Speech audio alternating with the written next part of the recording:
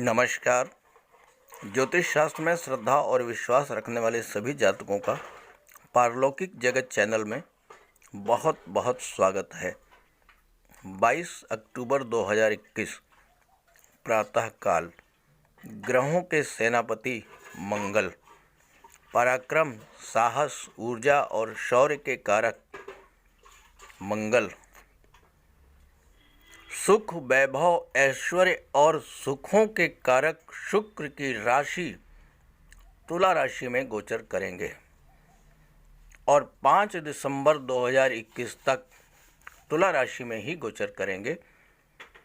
तो इस राशि परिवर्तन का मकर राशि के जातकों पर क्या प्रभाव पड़ेगा, इसी का विश्लेषण करेंगे। ख़ास बात यह है कि मंगल का गोचर आपकी कुंडली के दशम भाव में हो रहा है और दशम भाव में मंगल दिग्बली होते हैं। तो चलिए इसी का विश्लेषण करते हैं और वीडियो के अंत में मैं आपके उपाय और सावधानियां भी बताऊंगा और आपके कमेंट्स को भी रिप्लाई करूंगा। तो ये है मकर राशि के जातकों की कुंडली। आपके लग्न के स्वामी शनिदेव हैं जो कि स्वराशि में गोचर कर रहे हैं और केंद्र में गोचर कर रहे हैं, इसलिए शश महापुरुष राजयोग का निर्माण कर रहे हैं। देवगुरु नीच भंग राजयोग का निर्माण कर रहे हैं। तो आपके लग्न भाव में ही दो दो प्रबल राजयोगों का निर्माण हो रहा है। इसके बारे में यहाँ चर्चा नहीं करेंगे। इसका वीडियो मैंने अपलोड कर दिया है, डिस्क्रिप्शन बॉक्स में लिंक दे दे रहा हूँ, वहाँ से आप देख लीजिएगा। विस्तार से चर्चा की है मैंने। मंगल का गोचर दशम भाव में हो रहा है और दशम भाव में मंगल दिग्बली होते हैं। सूर्य भी गोचर कर रहे हैं और सूर्य भी दिग्बली होते हैं दशम भाव में, लेकिन सूर्य नीच के हैं। लेकिन चूंकि मंगल दिग्बली हैं और सूर्य भी दिग्बली हैं तो कोई विशेष प्रभाव नहीं पड़ेगा सूर्य के नीच होने का। यहाँ पर मैं आपसे दो महत्वपूर्ण प्रश्नों पर चर्चा करना चाहता हूँ आगे बढ़ने से पहले। करोड़ों लोग मकर राशि के होंगे, तो क्या सभी को एक जैसा प्रभाव पड़ेगा? क्या सभी को एक जैसा लाभ होगा या फिर किसी को ज़्यादा लाभ होगा, किसी को कम लाभ होगा? लाभ तो सभी को होगा राशि परिवर्तन का। तो किन लोगों का पर इसका प्रभाव अधिक होगा?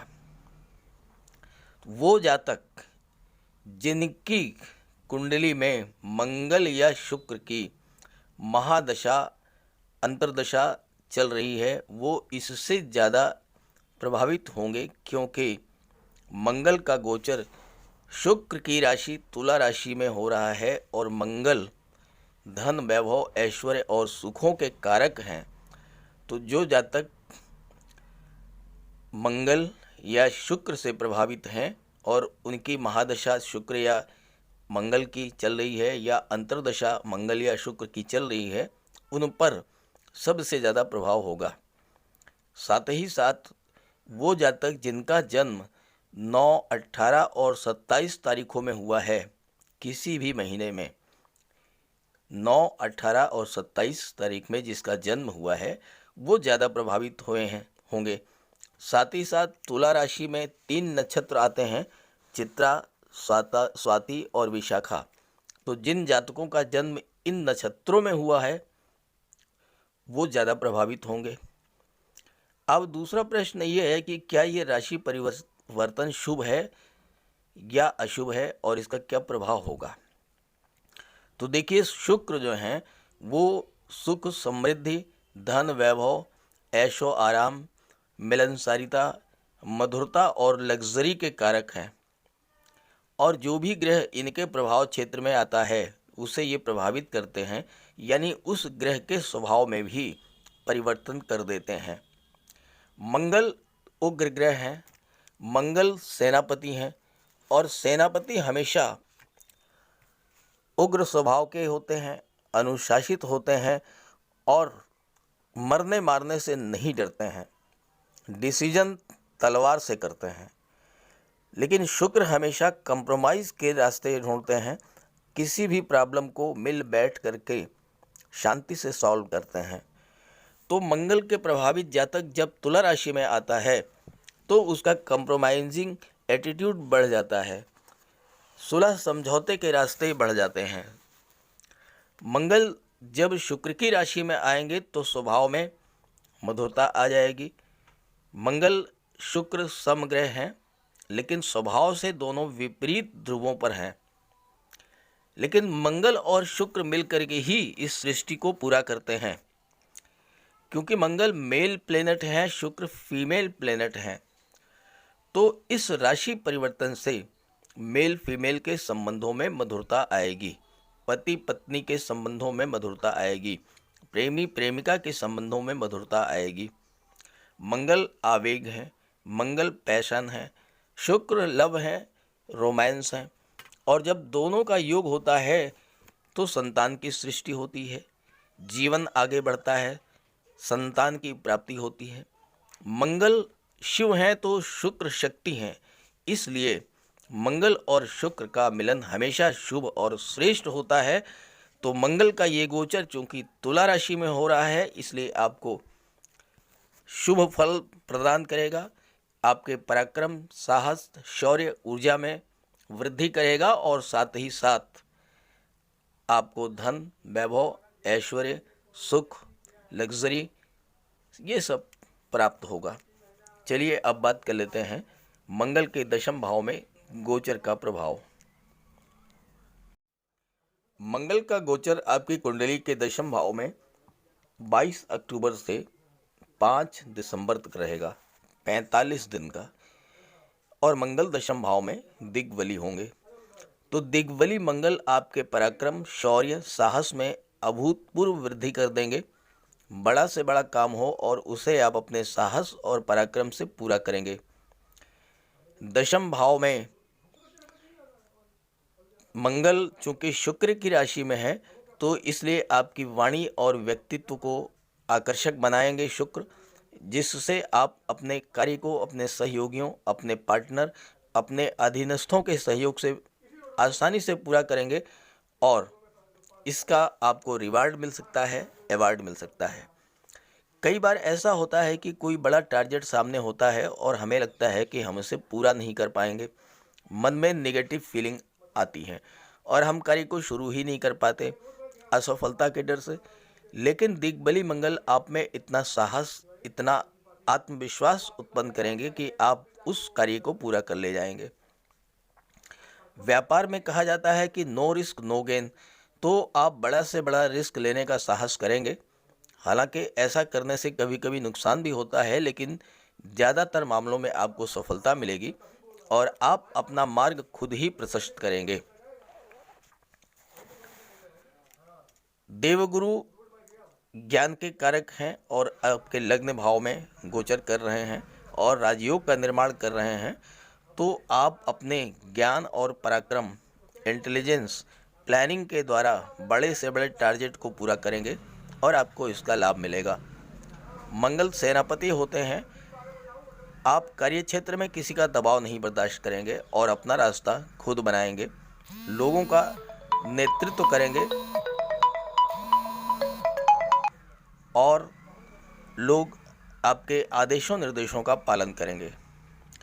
बड़े बड़े सैन्य अधिकारी, पुलिस के बड़े अधिकारी, देश की रक्षा करने वाले जाबाज सैनिक, जल थल नभ में दुश्मनों से रक्षा करने वाले सैन्य अधिकारी, ये सब दिग्बली मंगल के प्रभाव से ही बड़ा से बड़ा मोर्चा फतेह कर लेते हैं। मंगल चूंकि चिकित्सा और सर्जरी के भी कारक हैं, तो मंगल के प्रभाव से एक बढ़कर कुशल डॉक्टर, एक्सपर्ट सर्जन ये बनते हैं और लोगों के प्राणों की रक्षा करते हैं।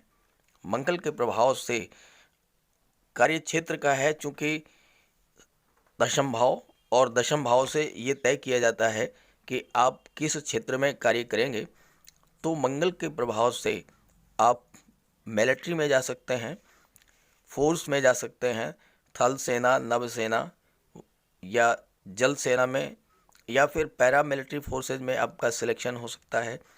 आप पुलिस विभाग में भी जा सकते हैं, जेल विभाग में जा सकते हैं। और साथ ही साथ मंगल चूंकि सर्जरी के कारक हैं, चिकित्सा के कारक हैं, तो आप डॉक्टर हो सकते हैं, सर्जन हो सकते हैं, सीएमओ हो सकते हैं, सीएमएस हो सकते हैं, मेडिकल ऑफिसर हो सकते हैं, या फिर आप किसी प्राइवेट नर्सिंग होम, किसी प्राइवेट हॉस्पिटल से जुड़ करके आप वहाँ अपनी सेवाएं दे सकते हैं और वहाँ से आप धन अर्जित कर सकते हैं।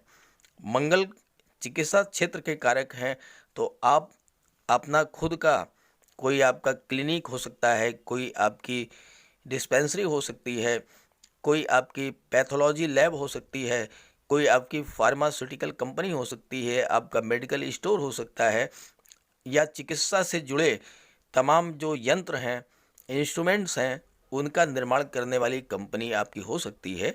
तो इन सब क्षेत्रों में कार्य करने से आपको सफलता भी मिलेगी और आपको इसका लाभ भी होगा। मंगल की दृष्टि कुंडली के चतुर्थ भाव पर पड़ रही है, आइए इसका विचार कर लेते हैं। मंगल की सप्तम दृष्टि आपकी कुंडली के चतुर्थ भाव पर पड़ रही है और चतुर्थ भाव से सुखों का विचार किया जाता है, माता का विचार किया जाता है। मंगल भूमि के कारक हैं, तो आपको मंगल के प्रभाव से प्रॉपर्टी, ज़मीन, जायदाद, रेजिडेंशियल प्लाट, कमर्शियल प्लाट या फिर एग्रीकल्चर लैंड की प्राप्ति हो सकती है इस गोचर काल में। लेकिन कितना भी प्रयास किया जाए, व्यक्ति अपना मूल स्वभाव परिवर्तित नहीं कर पाता है। तो मंगल शुक्र के प्रभाव से स्वभाव में कोमलता तो लाएंगे, लेकिन कभी कभी ऐसा होगा कि क्रोध पर नियंत्रण नहीं रख पाएंगे। तो ऐसे में परिवार में तनाव की स्थिति बनेगी। भाई बहनों से, चाचा ताऊ से, चचेरे भाई बहनों से आपके रिश्ते उतने मधुर नहीं रहेंगे, और अगर रिश्तों को मधुर बनाना है तो ऐसी स्थिति में आपको अपने स्वभाव पर नियंत्रण रखना होगा और साथ ही साथ मिल बैठ करके किसी भी समस्या का समाधान निकालना होगा। मंगल चूंकि चिकित्सा और सर्जरी के भी कारक हैं, तो माता के स्वास्थ्य का विशेष ध्यान रखें। और साथ ही साथ सूर्य का गोचर है और सूर्य पिता के कारक हैं और दशम भाव पिता का होता है, तो माता और पिता दोनों के स्वास्थ्य का ध्यान रखें, उनका आशीर्वाद प्राप्त करें, उनकी सेवा करें, उनका सम्मान करें, तो आपको लाभ होगा। अब बात करते हैं, शुक्र आपकी कुंडली के लाभ भाव के स्वामी है, जहां से आपकी आय का विचार किया जाता है। मंगल एकादश भाव के स्वामी हैं। एकादश भाव लाभ का होता है। धन का लाभ, संतान का लाभ, शिक्षा का लाभ, मान सम्मान, पद प्रतिष्ठा का लाभ, इन सब का विचार किया जाता है। और एकादश भाव में शुक्र और केतु का गोचर हो रहा है। शुक्र चूंकि सुख सुविधा के कारक हैं, शुक्र धन वैभव ऐश्वर्य के कारक हैं, तो एकादश भाव से आपको बहुत बड़ा लाभ प्राप्त होगा। धन कमाने के नए नए रास्ते मिलेंगे। और साथ ही साथ मंगल चूंकि एकादश भाव के स्वामी हैं, तो आप अपने बाहुबल से, अपने पराक्रम से, अपने शौर्य से धन प्राप्त करेंगे।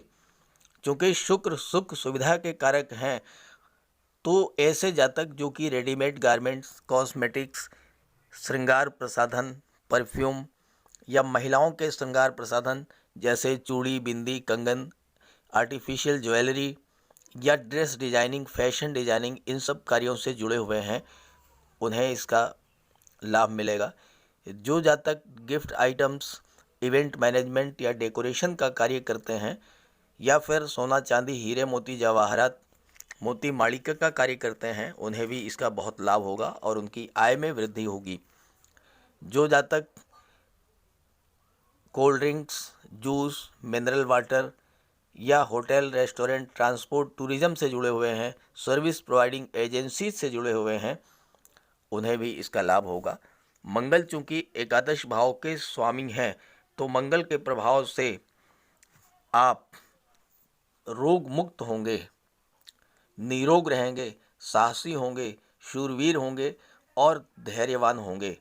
बोलने में बहुत ही चतुर होंगे, सत्य बोलने वाले होंगे और अपनी बात का पालन करने वाले होंगे, अपनी बात पर टिके रहेंगे।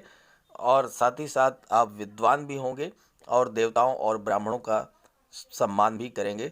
और आत्मविश्वास आपका बहुत गजब का होगा।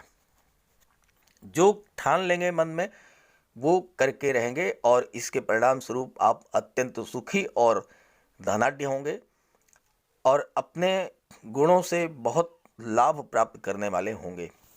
एक खास बात यह है कि मंगल एकादश भाव के स्वामी होने से कहीं ऐसा ना हो कि आपके पास कितनी प्रॉपर्टी है, कितना धन है, इसकी जानकारी लोगों को हो जाए, तो इसलिए आप बाहर से बिल्कुल सामान्य सा जीवन बिताते हैं। बाहर से देखने पर लगता है कि आपके पास कितनी धन संपत्ति है, ये कोई बता नहीं सकता है। लेकिन इस गुण के कारण आपके पास बड़े बड़े भवन, ज़मीन जायदाद, वाहन, ये सारी चीज़ें आपके पास होंगी। आपके पास सोना, तांबा, मूंगा, सुंदर वस्त्र, ये सारी चीज़ें होंगी। जरी, रेशमी वस्त्र, मखमली वस्त्र और साथ ही साथ वाहन की सुविधा ये आपके पास होगी। आपके पास नौकर चाकर होंगे और जीवन के 24 से 28 वर्ष में आपको बहुत अधिक धन प्राप्त होगा। अगर आप फोर्स में हैं, पुलिस विभाग में हैं, आर्मी में हैं या पैरामेडिकल मिलिट्री फोर्सेज में हैं, रक्षा विभाग में हैं या अग्नि से संबंधित कार्य करते हैं, बिजली से संबंधित कार्य करते हैं, ब्लड बैंक से संबंधित कार्य करते हैं, तो आपको बहुत बड़ा लाभ होगा। साथ ही साथ आप अगर डॉक्टर हैं, सर्जन हैं या कंपाउंडर हैं, फार्मासिस्ट हैं या नर्स का कार्य कर रहे हैं या फिर आपका कोई मेडिकल स्टोर है, आपका कोई पैथोलॉजी लैब है, आपकी डिस्पेंसरी है, तो इन सब कार्यों से आपको बहुत अधिक लाभ होगा। और अब बात कर लेते हैं उपाय और सावधानियों के बारे में। मंगल के गोचर के संबंध में आपको 2-3 बातें याद रखनी होंगी, बहुत ध्यान से समझना होगा। कि पहली बात तो यह है कि आपके वाणी पर आपको नियंत्रण रखना होगा, आपको अपने क्रोध पर नियंत्रण रखना होगा। अगर आप क्रोध पर नियंत्रण नहीं रखते हैं, अपने आवेग आवेश पर नियंत्रण नहीं रखते हैं, तो पारिवारिक जीवन में भी समस्याएं पैदा होंगी, संबंध खराब होंगे।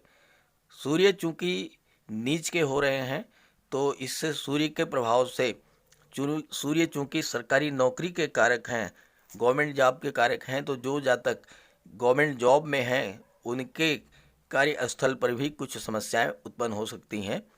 तो आप सूर्य का भी उपाय करें और मंगल का भी उपाय कर लें। दूसरी बात, मंगल दुर्घटनाओं के कारक हैं, मंगल ब्लड के कारक हैं, मंगल सर्जरी के कारक हैं। तो आप वाहन चलाते समय विशेष ध्यान रखें, विशेष सावधानी रखें। और अगर आपके बच्चे भी हैं जो वाहन चलाते हैं, तो उन्हें आप समझा दें कि वो बहुत ध्यान से, लापरवाही बिल्कुल न करें वाहन चलाने में। और मंगल चिकित्सा के कारक हैं और सर्जरी के कारक हैं, ब्लड के कारक हैं। अगर आपको ब्लड से संबंधित कोई रोग है तो सावधानी बरतें।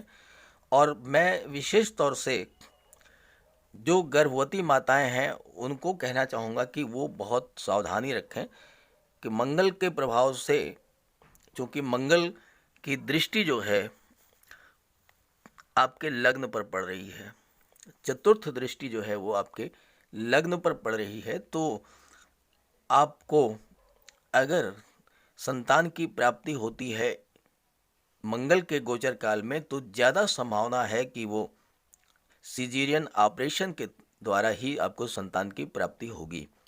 तो इसलिए विशेष सावधानी रखें, विशेष ध्यान रखें।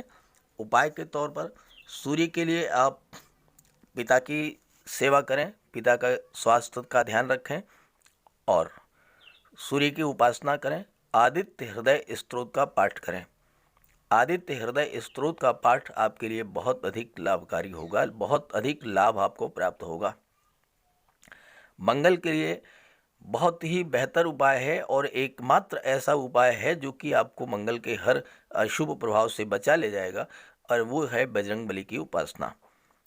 बजरंगबली की उपासना करें, हनुमान चालीसा का पाठ करें। मंगलवार के दिन बजरंगबली के मंदिर में जाएं, उनके चरणों का सिंदूर अपने मस्तक पर धारण करें और साथ ही साथ मंगलवार के दिन अगर हो सके तो मिष्ठान का दान करें, गरीबों को मिठाई बांटें और पक्षियों को मीठे चावल खिलाएं। तो ऐसा करने से आप मंगल और सूर्य के अशुभ प्रभाव से सुरक्षित रहेंगे। जहाँ तक कमेंट्स की बात है, तो मैंने जैसा अपने पिछले वीडियोज़ में बताया है कि 1 नवंबर से मैं आपकी कुंडली का विश्लेषण करूँगा। तो आप अपना प्रश्न कमेंट बॉक्स में भेज दें और साथ ही साथ अपनी डेट ऑफ बर्थ, जन्म का समय, जन्म का स्थान ये पोस्ट कर दें। तो मैं 1 नवंबर से आपकी कुंडली का विश्लेषण करके आपको आपकी समस्या ज़रूर लिखें, उचित समाधान बताऊंगा। तो ये वीडियो अच्छा लगे, जानकारी अच्छी लगी हो तो साथियों को भी शेयर कीजिएगा, अपने मित्रों को भी। सभी ग्रहों की कृपा दृष्टि आप पर बनी रहे, इसी भावना के साथ आप सभी का बहुत बहुत धन्यवाद। नमस्कार।